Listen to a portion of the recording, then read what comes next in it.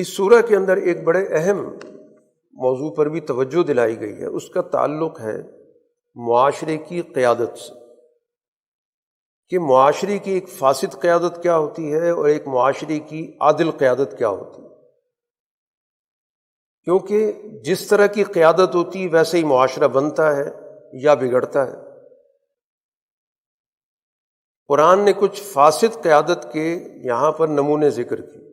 اوصاف ذکر کیے۔ قرآن ذکر کرتا ہے کہ من یعجبک قولہ فی الحیات الدنیا، یہ جو فاسد قیادت ہوتی ہے یہ گفتگو کے اندر بہت مبالغہ کرتی ہے، لمبے چوڑے دعوے کرتی ہے، ایسی چیزیں جو ناممکنات میں سے ہوں اس کے ذریعے لوگوں کو متوجہ کرنے کی کوشش کرتی ہے۔ سننے کے اندر ان کی باتیں بڑی شاندار لگتی ہیں کہ ہم 4 سال کے اندر ملک کو قرضوں سے نجات دلا دیں گے، یہاں پر معاشرے کے اندر ہم صنعتوں کا جال بچھا دیں گے، ہر آدمی کو روزگار دے دیں گے، اتنے یونٹ بجلی مفت ہو جائے گی۔ گفتگو ان کی بہت شاندار ہوتی ہے، ملمہ سازی ہوتی ہے، حقیقت کچھ بھی نہیں ہوتی۔ فاسد قیادت کی ایک علامت۔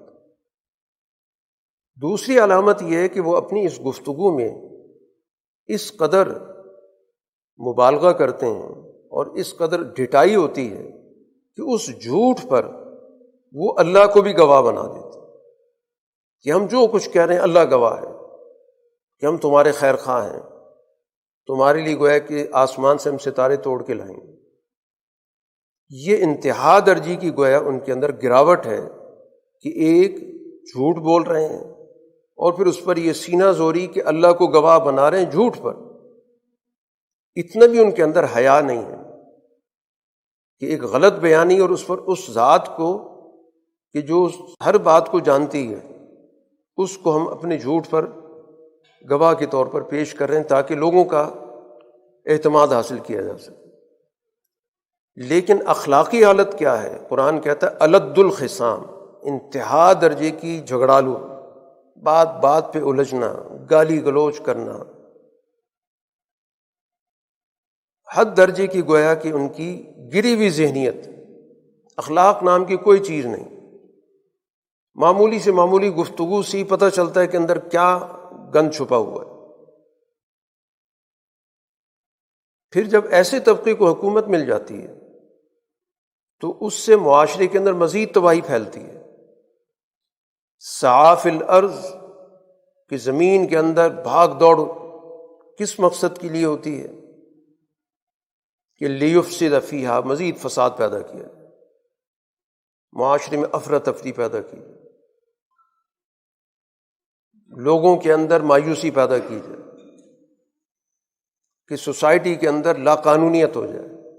قانون وہ ہے جو وہ کہہ دیتے ہیں، قانون کی شکل بدل دینا، ان کو بگاڑ دینا، من مانے قوانین پیدا کرنا۔ مقصود سوسائٹی کی تعمیر و ترقی نہیں ہے، مقصود تو یہ ہے کہ سوسائٹی کے اندر ایک فساد پیدا کر کے اپنے مفادات کو زیادہ سے زیادہ محفوظ کیا جائے اور اکثریت کے تمام حقوق کو پامال کر دیا جائے، اسی کو فساد کہتے ہیں۔ پھر اسی طرح سوسائٹی کی معیشت تباہ کر دینا، یہلک الحرث،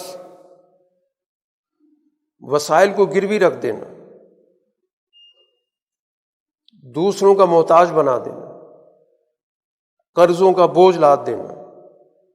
پھر اسی طرح انسانی نسل کو تباہ کر دینا کہ معاشرے کے اندر ایک ایسا تعلیمی نظام مسلط کر دینا کہ جس کے نتیجے میں بجائے اس کی کہ ان کی ذہنی صلاحیتیں ترقی کریں، وہ معاشرے کے اندر اعلی کار افراد پیدا کریں، نسلی تباہ کر دیتے ہیں، ان کی سوچیں تباہ کر دیتے ہیں، ان کو گراوٹ کا شکار کر دیتے ہیں،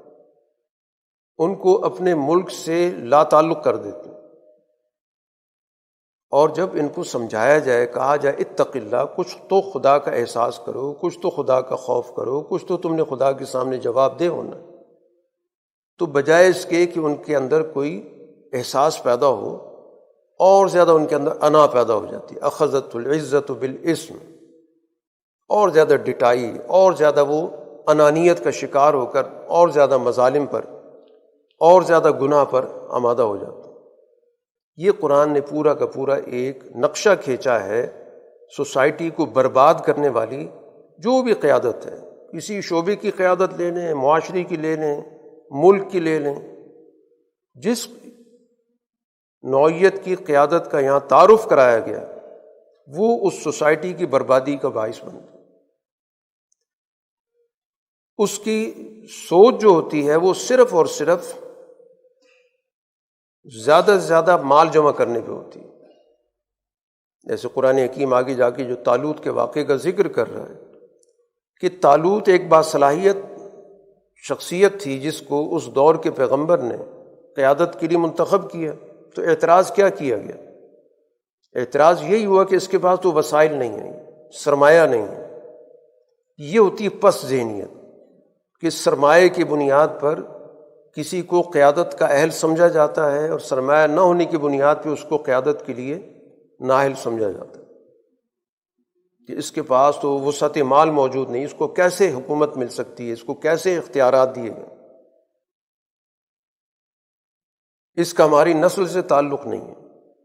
ہماری برادری سے تعلق نہیں ہے، ہمارے طبقے سے اس کا تعلق نہیں ہے۔